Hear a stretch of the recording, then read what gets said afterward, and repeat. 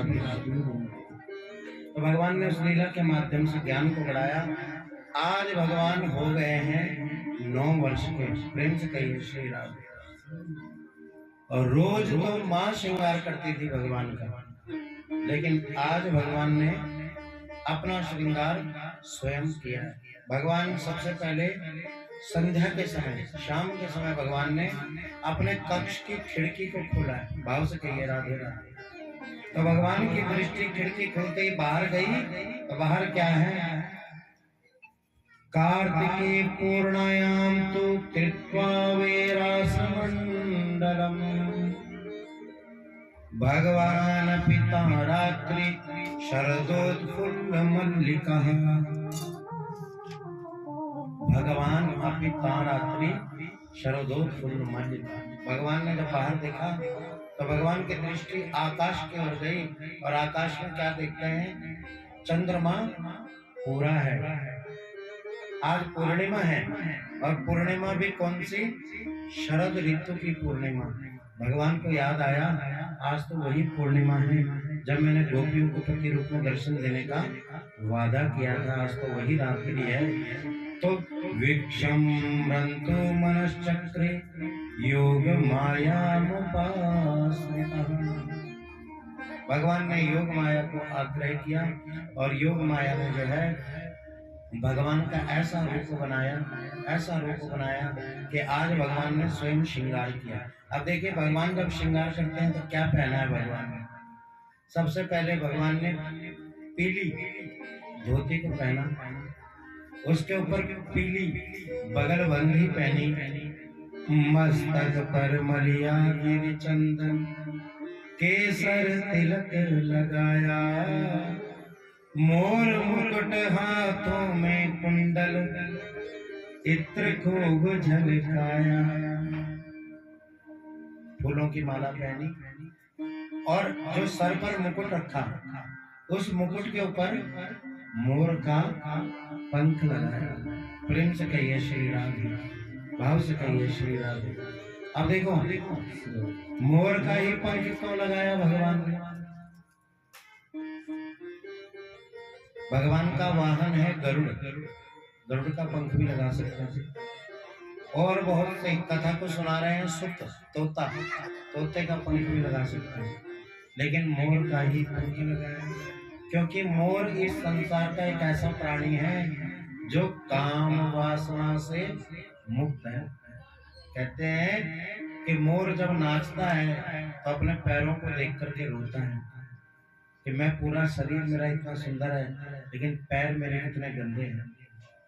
तो कहते हैं जब वो रोता है तो उसके जमीन पर आंसू गिरते हैं, उन्हीं आंसुओं को ग्रहण करके मोरनी गर्भ को धारण करती है। मोर और मोरनी में मैथुन क्रिया नहीं होती,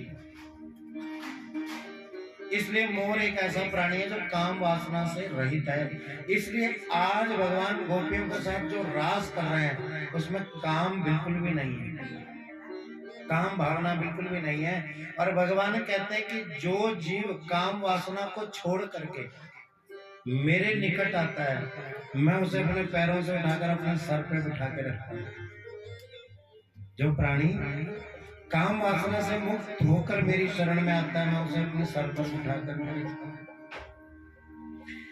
पीली पटका भगवान ने कमर में बांधा, बंसी फंसाई और खिड़की से कूदते हुए गुलाब की क्यारियों के बीच से बचते बचाते, केसर की क्यारियों को लांघते लंघाते, कदम्ब के वृक्षों से झूलते झुलाते आज भगवान पहुंचे हैं यमुना के पावन तट पर। चंद्रमा का प्रकाश पड़ने से यमुना के किनारे की जो रेत है वह ऐसे प्रतीत हो रही है मानो स्वयं ब्रह्मा जी ने चांदनी बिछा करके भगवान का स्वागत किया। भगवान ने अपनी बंसी को निकाला, अपनी कमर से पीला अपना वस्त्र पटका खोला, बिछाया और उसके ऊपर बंसी को रख दिया और हाथ जोड़ करके उस बंसी के सामने भगवान खड़े हो गए। सुखदेव जी कहते हैं राजा परीक्षित ये बंसी कोई और नहीं है, भगवान शंकर ही बंसी बन करके आए। अच्छा, यहाँ पे भी समझने की बात है कि सरस्वती के इतने वाद्य यंत्र हैं, ढोलक है, तबला है, कैसियो है, हारमोनियम है, गिटार है, सितार है, लेकिन भगवान ने बंसी को ही क्यों चुना? क्योंकि बंसी में 3 गुण है। क्या गुण है साहब? जरा ध्यान दीजिए। बंसी में पहला गुण कि बिना बुलाए कभी नहीं बोलती।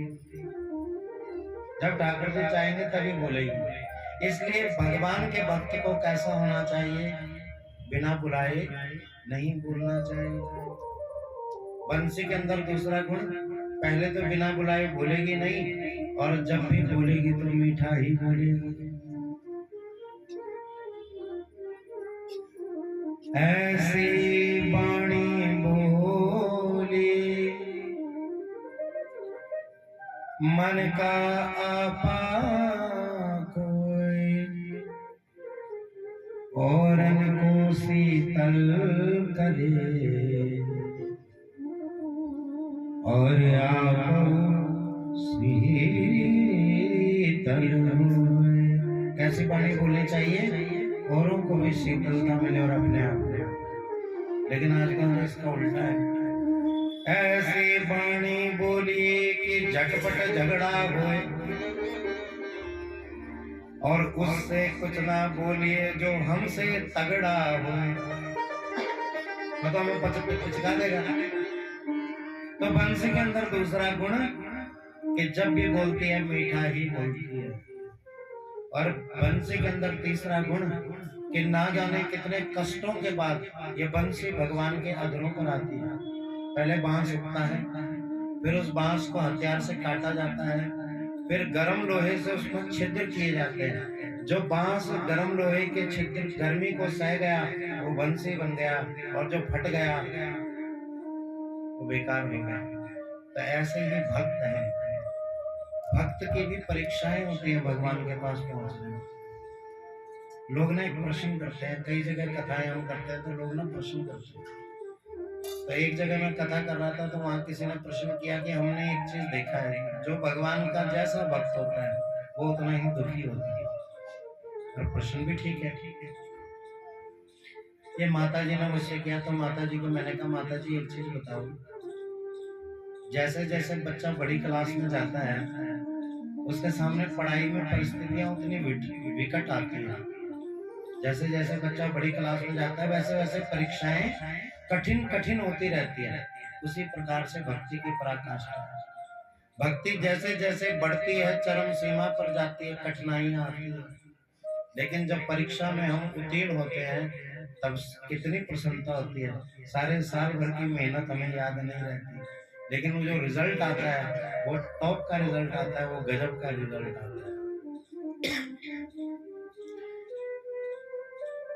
तो भगवान ने बंसी से कहा, हे बंसी, मैंने तेरी बड़ी सेवा की, लेकिन आज तक तो कभी मेरे कोई काम नहीं आई। मैंने तेरी बड़ी सेवा की, लेकिन आज तक बंसी तो कभी मेरे काम नहीं आई।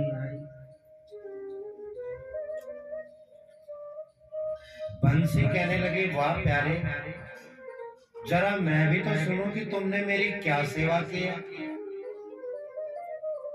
प्रेम से कहिए श्री राधे, भाव से कहिए श्री राधे। बंसी कहने लगी, प्यारे जरा मैं भी तो जानूं तुमने मेरी क्या सेवा की है। तो भगवान कहते हैं, हे बंसी, कल कंज की शेन पे सेज दी, अधरा करके तकिया सरसोई, लोचन के पट पंख की, अलकावल झूला मुकुंद झुलाई।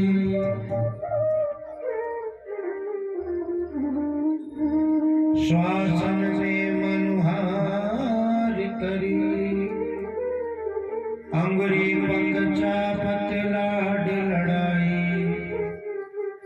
स्वामी स्वामिनी ते बड़ी सेवले, अब लो तो कछु मेरे काम नाई। अब भगवान बंसी से कह रहे हैं कि बंसी तो कहती है कि आज तक मैंने तेरी सेवा नहीं की। भगवान कहते हैं मैंने तेरी बहुत सेवा की। बंसी कहती है प्यारे जरा बताओ तो सही, मैं भी तो सुनूं, तुमने मेरी क्या सेवा की। तो भगवान कहते हैं हे बंसी, जब तू थक जाती है, जब तुझे नींद आती है, तो मैं अपने होंठों पर तकिया लगा करके तुझे सुलाता हूँ, और लोचन के पट पंखा किए, जब तुझे गर्मी लगती है तो मैं अपने घुंघराले बाल हिला करके तुझे हवा करता हूँ, और जब तू थक जाती है, तुझे नींद नहीं आती, तो मैं अपनी अंगुलियों पर उठाकर तेरे को झूला भी झुलाता हूँ। अलकावली झूला मुकुंद झुलाई, ऐसे और स्वामिनी ते बनुहार करी, मैंने तेरी कितनी सेवा की, मैं तेरे पैर भी दबाता हूँ। बंसी के कह रहे हैं भगवान मैं तेरे पैर भी दबाता हूँ। अंगुली पग चापत लाड लड़ाई, मुझसे तो बड़ी सेवा ले, पर आज तक मेरे कछु काम ना आई। बंसी हार गई, बातों में कोई जीत सका है गोविंद से। बंसी कहती प्यारे आज तुम्हारा जरूर कोई ना कोई मतलब होगा। बंसी को कहने लगे भगवान हे बंसी, मैं तुझे अपने अधरों पर रखूंगा और मैं गोपियों का नाम पुकारूंगा, अपने स्वर के माध्यम से उन गोपियों तक उनके नाम को पहुंचा देना। बंसी कहती है प्रभु रखो। ठाकुर जी ने बंसी को उठाया, अपने अधरों पर रखा और बजानी शुरू की।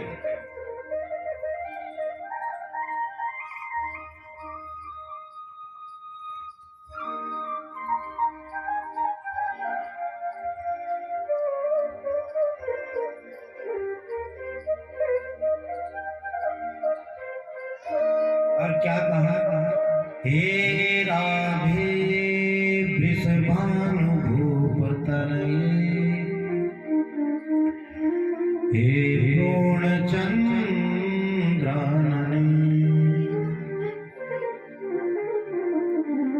हे कांतीय कमनीय कोकिल रवे, वृंदावनम ईश्वरी, हे मत प्राण पारायणे च सुभगे, हे सर्वयोतेश्वरी, आगत सत्वरितं त्वमत्र विप्रणे, मादीनमानंद। एक एक गोपी का नाम भगवान ने लिया। क्या राधे, श्यामे, सुभगे, चित्रे, विशाखा प्रिय, चंद्रावली, श्यामले, ललिते, तुंग भद्रे और रमे, हे भद्रे सुतदे चंचल पते, हे स्वर्ण रेखे शुभे। और जब जब गोपियों का नाम लिया, जिस गोपी का नाम लिया, उस गोपी ने जब अपना नाम अपने कान में सुना तो सुध बुध भूल गई।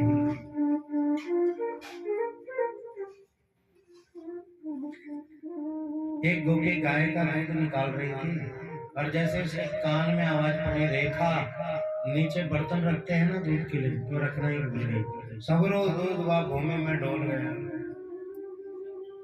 एक गोपी अपना श्रृंगार कर रही थी, अब जो होठों पे लगाने वाली चीज है उसको आंखों पर लगाने लगी और आंखों की चीज को होठों पर लगाने लगी।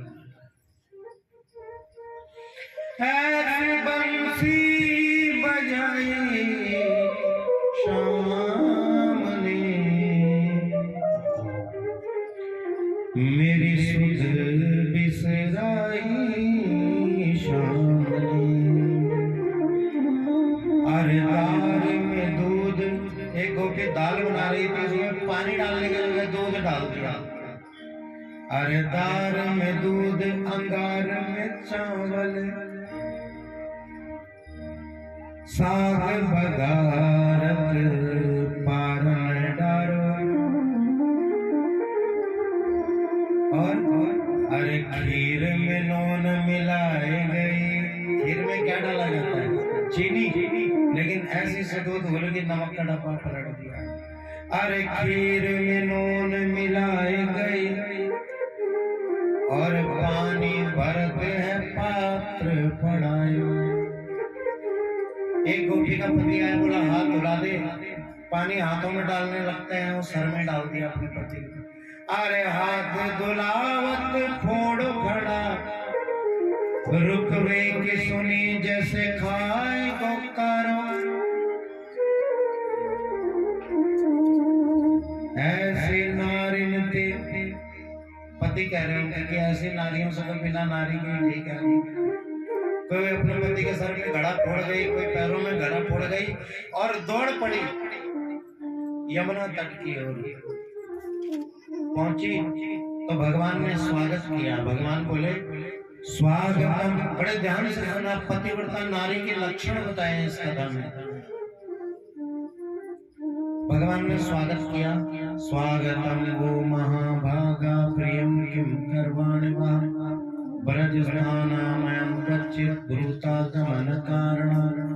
भगवान ने पहले उन गोपियों का स्वागत किया और देखो स्वागत करने के बाद भगवान बोले आओ गोपियों, स्वागत है इस रात्रि में आप सभी का, लेकिन कैसे आई बताओ, आने का कारण क्या है? गोपियां कहती हैं वाह प्यारे, पहले तो नाम ले लेकर के बुलाते हो, एक बार नहीं 10 बार नाम ले लेकर के बुलाते हो, और आज जब हम सब छोड़ करके तुम्हारे पास आ गई तो आप पूछते हो कि कैसे आई, क्या कारण है आने का? भगवान कहते हैं अच्छा, मैंने तुम्हें बुलाया और तुम दौड़ी चली आई, ये एक अच्छे घर की स्त्री के लक्षण है क्या? रात्रि का समय है, इस समय तुम्हें अपने पति की सेवा में होना चाहिए। जब भगवान के पास भक्त जाता है तो भगवान उसे स्वीकार नहीं करते, पहले ठोक बजा करके चेक करते हैं। अकेला आया है या साथ में संसार की वासनाओं को लेकर आया है, तो भगवान ये चेक कर रहे हैं। बोला इस समय तुम्हें अपने पति की सेवा में होना चाहिए, अपने सास ससुर की सेवा में होना चाहिए, अपने बच्चों की सेवा में होना चाहिए। ये अच्छी स्त्रियों का, पतिव्रता स्त्रियों का, चरित्रवान स्त्रियों का लक्षण नहीं है कि एक पराया पुरुष बुलाए और उस पराये पुरुष के बुलाने पर स्त्रियां अपना घर बार छोड़ करके चली जाए। जानते हो पतिव्रता स्त्रियां क्या होती है? भगवान ने कहा बैठो, सारी गोपियां बैठ गई और अब जो है भगवान उपदेश करने लगे।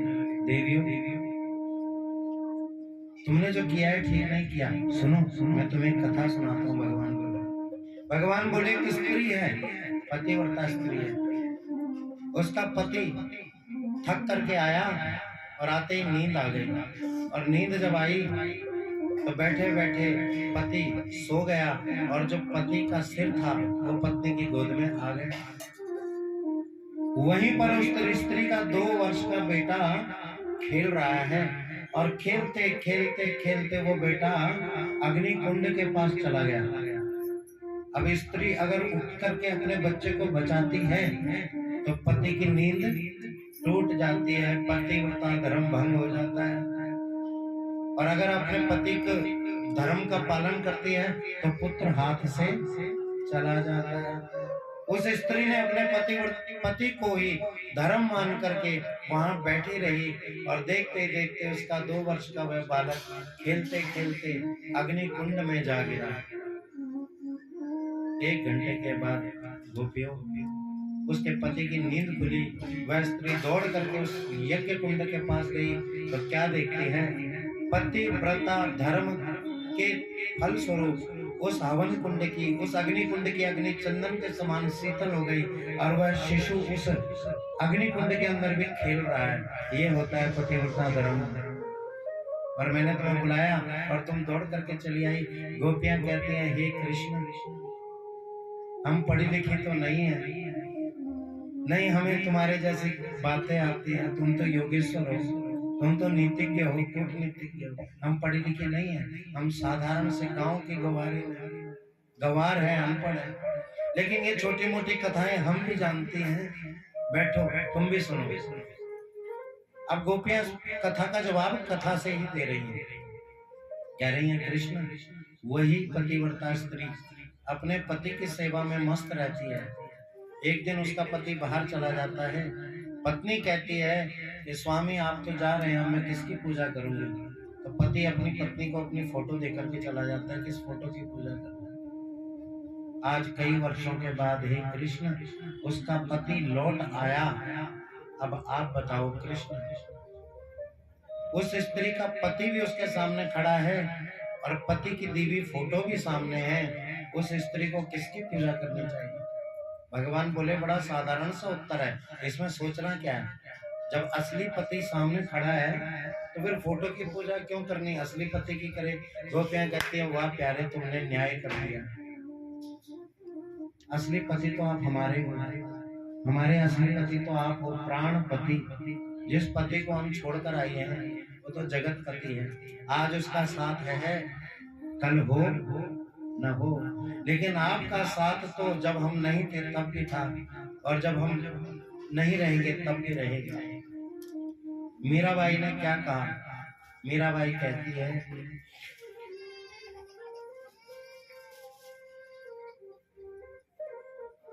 कि ऐसे बर को क्या बरूं जो जिए और मर जाए, वरवरे गोपाल को जोड़ा अमर जाए। मीराबाई कहती है कि संसार का पति कब साथ छोड़ करके चला जाए, संसार की पत्नी कब साथ छोड़ करके चला जाए, असली पति तो हमारे तुम हो। जीव किस पति को पाना चाहता है? प्राण पति को ही तो पाना चाहता है। तो तुमने न्याय कर दिया। आज भगवान गोपियों के सामने, गोपियों के ज्ञान के सामने पसीना पसीना हो गए। भाव अनेकन चित के चोर, प्रभाव भरे जग मोहित जानो, तृष्णा नटे मन मंच पे आए, जकोरिति नाचति नाच स्वामी। भगवान गोपियों से बड़े प्रसन्न हुए और गोपियों के साथ भगवान ने रास किया है। अब देखो एक चीज बड़ी समझने वाली, बड़े ध्यान से सुनना। रास दो खंडों में हुआ है, रास दो खंडों में हुआ है। एक खंड में हुआ है रास और दूसरे खंड में हुआ है महारास। पहले हुआ है रास और फिर महारास। और दोनों में अंतर क्या है? रास रसो वेसः। रास उसे कहते हैं जब जीव भगवान के निकट पहुंच जाते हैं, जैसे आप लोग भगवान के निकट हैं, यह है रास। और जब जीव भगवान में समा जाता है, भक्त और भगवान दोनों एक हो जाते हैं, उसे कहते हैं महारास। पहले रास फिर महारास, यानी कि पहले जीव का भगवान के पास जाना और उसके बाद भक्ति की पराकाष्ठा से भगवान में समा जाना।